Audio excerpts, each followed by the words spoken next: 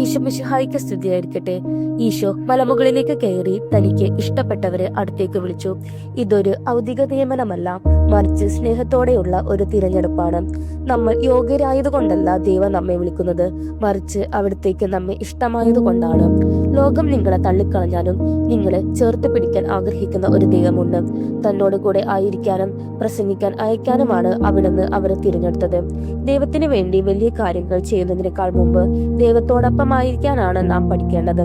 മീൻപിടുത്തക്കാരും നികുതി പിരിവുകാരും വിപ്ലവകാരികളും അടങ്ങുന്ന ഒരു 12 പേരുടെ പട്ടികയിൽ നമ്മുടെ പേര് ചേർക്കാൻ ഈശോ ആഗ്രഹിക്കുന്നു. നമ്മുടെ കുറവുകളെ അവൻ നോക്കുന്നില്ല, നമ്മുടെ ഹൃദയത്തെയാണ് അവൻ നോക്കുന്നത്. പദവികളോ സമ്പത്തോ നോക്കിയല്ല ദൈവം നമ്മെ സ്നേഹിക്കുന്നത്. അവിടുത്തെ സ്നേഹത്തിന് പാത്രമാകാൻ ആ മലമുകളിലേക്ക് നമുക്ക് കയറാം. വജ്രമാകുന്ന അപ്പം നമ്മുടെ ഹൃദയങ്ങളെ വിളക്കി ചേർക്കട്ടെ.